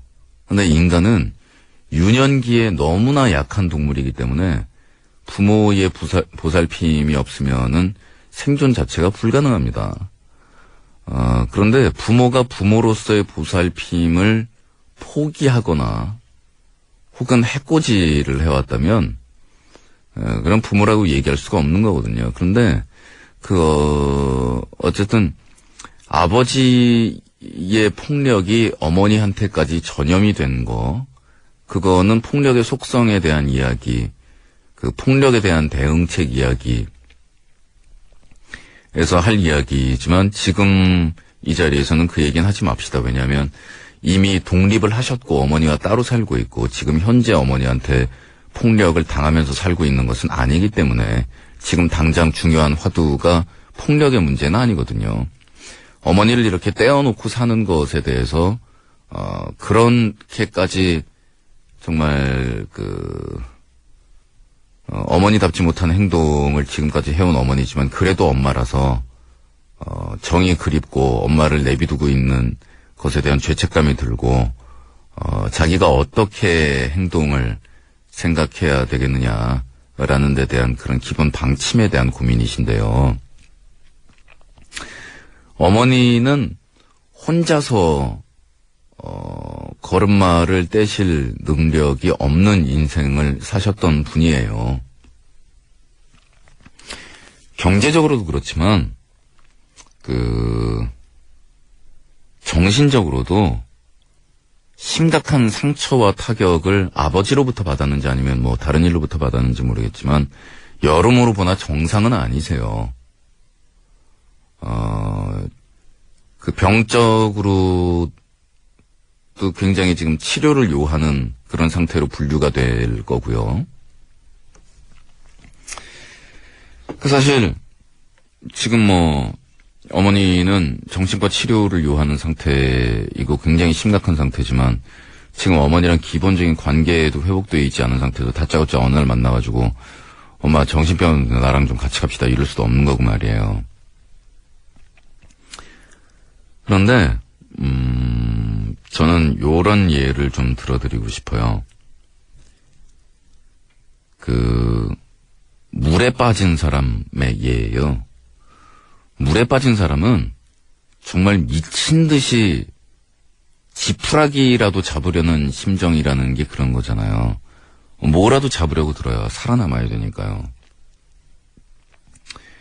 그리고 내가 지금 어떻게 행동을 해야 되는지, 내가 지금 하고 있는 행동이 옳은 것인지 그른 것인지도 잘 몰라요. 총체적으로 완전히 패닉 상태인 거예요.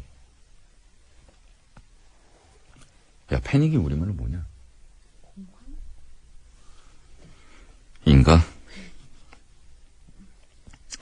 네, 그런 상태라서 자녀에게 폭력을 행사했던 거, 그리고 별 시덥지 않은 남자들이나 이런 남자들에게 의존하거나 하려고 했던 것들, 그리고 그런 남자 관계를 제대로 현명하게 처리를 못해서 심지어는 딸한테까지도 죄인이 되는 이런 입장에 처했던 어머니의 모습을 보면 정말 이건 인생을 살면서 훌륭한 인생을 사는 사람도 있고 그렇지 않은 인생을 사는 사람도 있고 하지만 기본적으로는 부끄러움 없는 삶, 그냥 남에게 피해 끼치지 않고 그냥 나 자신에게 만족할 수 있는 삶이면 사실 족한 거거든요.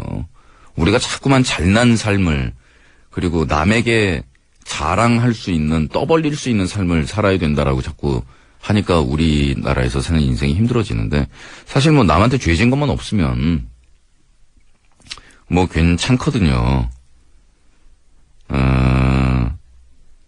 근데 지금 어머니는 그게 안 돼서 굉장히 허우적대면서 그 허우적대는 팔에 맞아서 다치고 그 허우적대는 그 비명에 맞아서 다치고 하면서 와이양 지금 다쳐오셨어요. 근데 어머니를 제가 물에 빠진 사람이라고 말씀드렸는데, 물에 빠진 사람을 구조대원이 구할 때 어떻게 구하는지 아세요?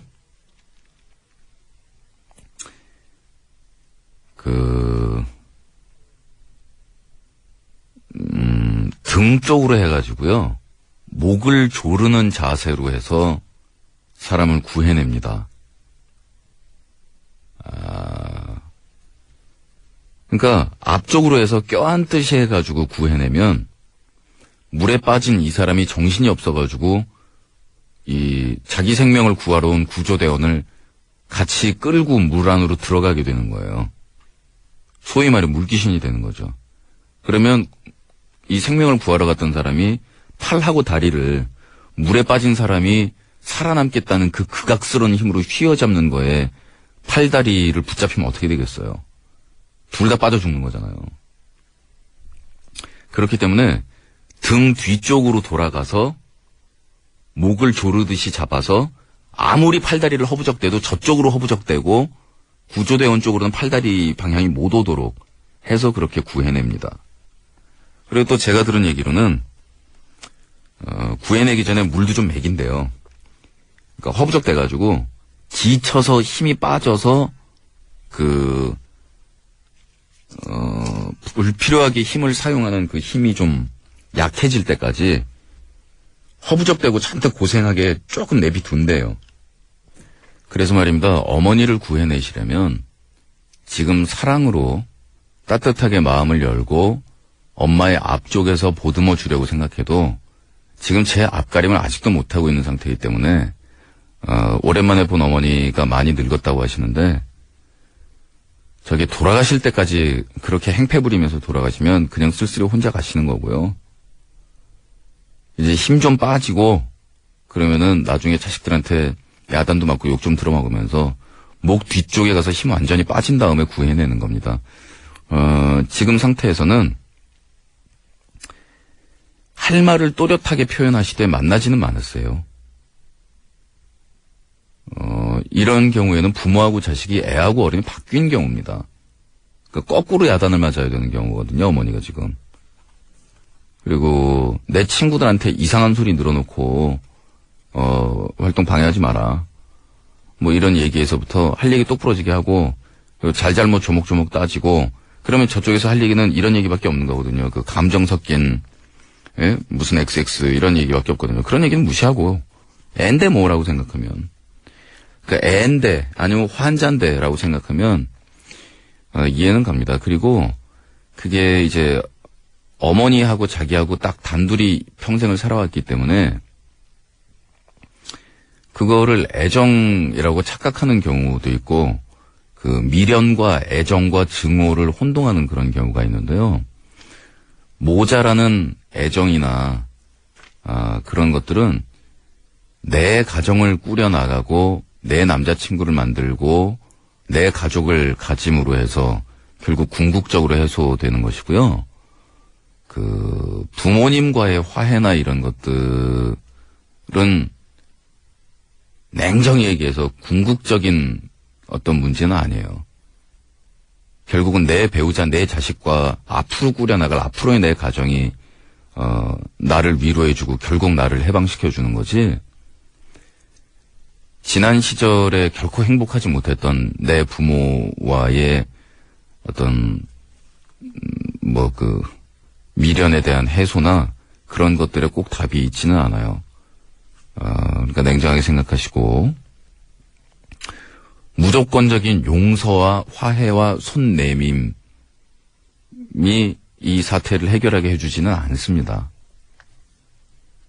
오히려 사랑하면 사랑할수록 냉정하게 거리를 띄고 대하고 조목조목 따질 부분은 따지고, 그리고 저쪽에서 힘이 빠진 다음에 내가 문을 요만큼 열어놓고 내가 원하는 방법으로 내가 원하는 규칙으로 요만큼 내가 열어놓은 문으로 이제 들어오시라.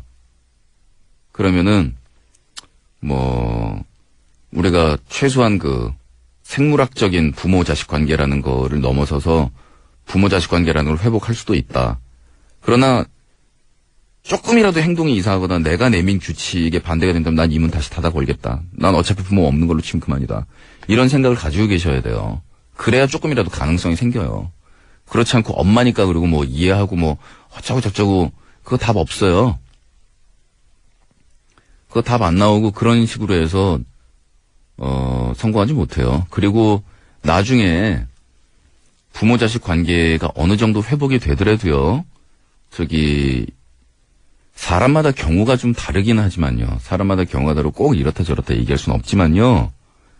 그렇지만 이거 알아두셔야 되거든요. 이런 경우는요. 나중에 내 배우자하고 내 자식을 가지잖아요.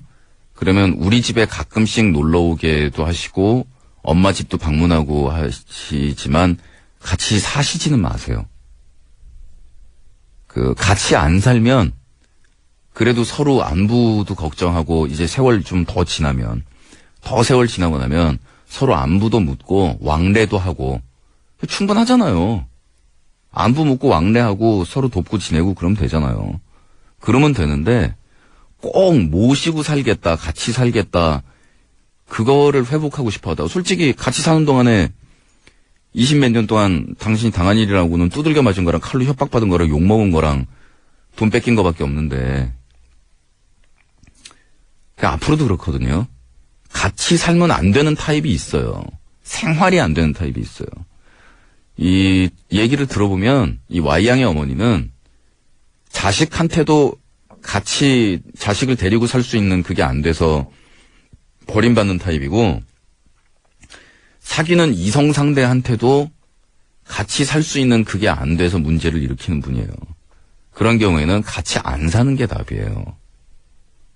같이 안 살아야만 왕래도 하고 화해도 하고 그럴 수가 있어요. 그리고 지금 보세요. 집 나와서 좀 세월 조금 지나고 나니까 당장 외로우니까 보고 싶다라는 문자도 오고 얼굴도 마주 대하게 되고 근데 금방 이제 또 깨졌죠? 이제 점점 저쪽이 힘이 빠질 거라고요. 그러면 그때 와서 왕래하시면 돼요. 같이 사실 생각 그리고 남들 같은 알콩달콩한 그 부모 자식 생활을 언젠가는 우리도 나도 할 수 있을 거라는 쓸데없는 희망 그걸 버리면 그러면 당신은 나름대로 제한적이나마 가족관계도 회복하고 살아가실 수가 있을 거예요.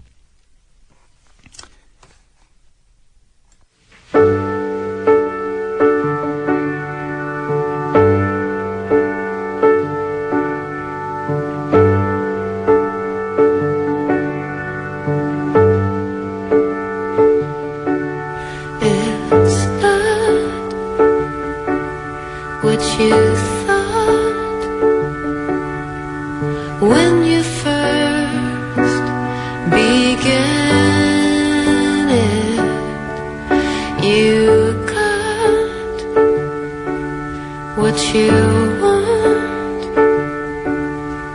You can hardly stand it though. By now you know it's not going to stop. It's not going to stop. It's not going to stop till you are.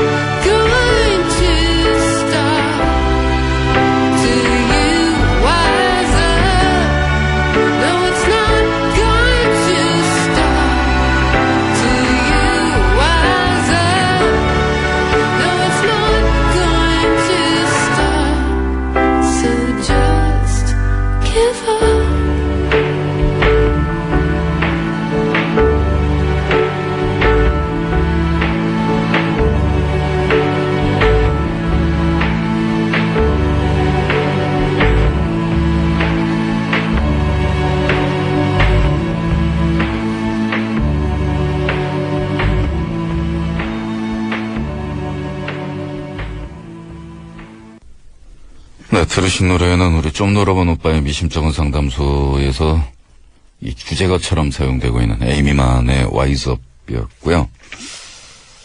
이번에는 조금 너무 우리 심각한 얘기 해가지고 조금 가벼운 연애 상담을 욕심쟁이 씨가 보냈습니다. 좀 색다른 방송이구나 하고 듣던 방송에서 나는 정말 좀 놀아본 미심쩍은 상담소에서 카운셀링 할 때 매니아로 굳게 전락하게 만들었던 멘트가 있었으니 장미꽃을 봤을 때 그 봉우리만 보고 장미꽃이라고 착각하는 경우가 있는데 장미꽃은 뿌리서부터 잎, 줄기, 가시 그리고 봉우리까지 해야 완벽한 장미다. 사랑이라는 것도 마찬가지다.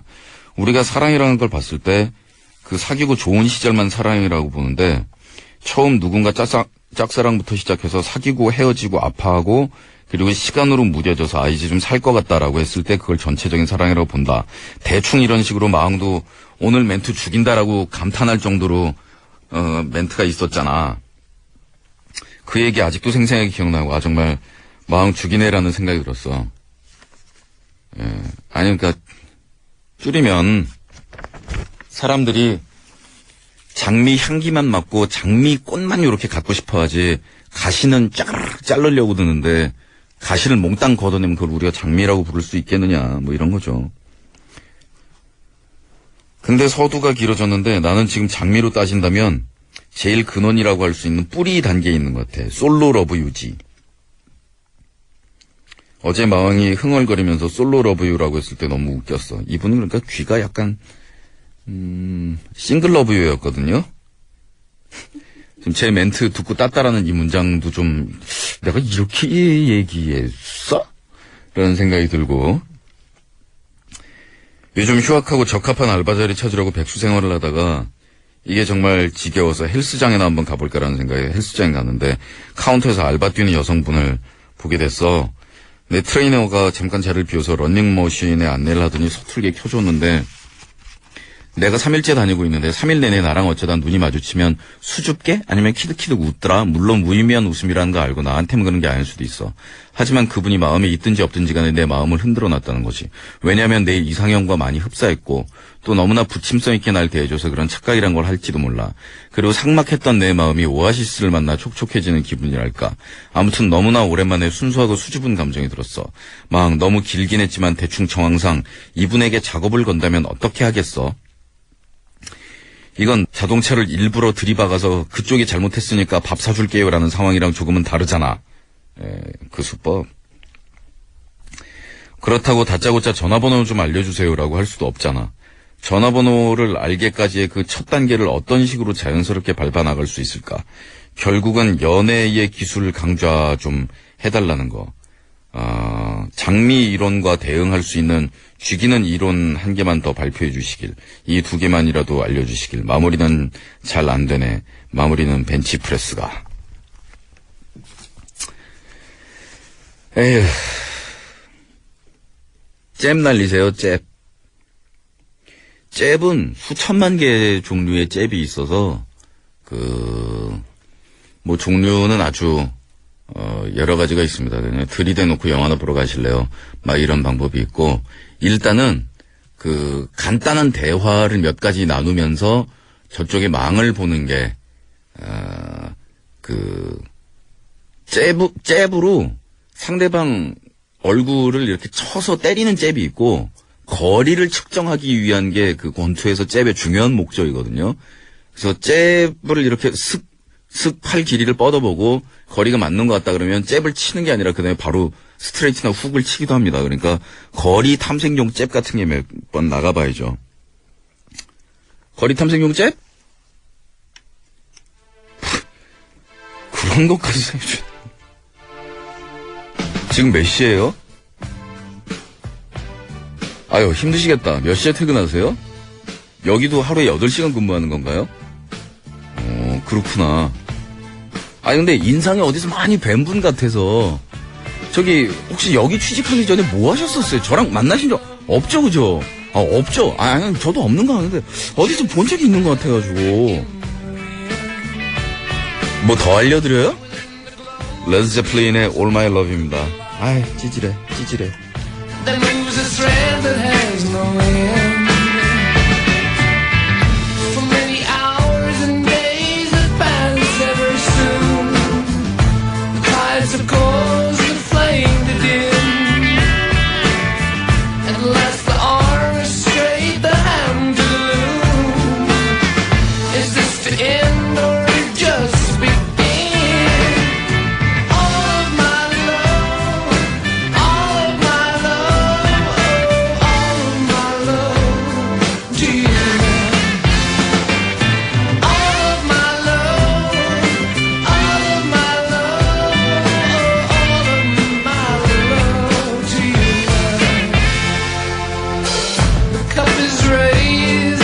Is made yet again.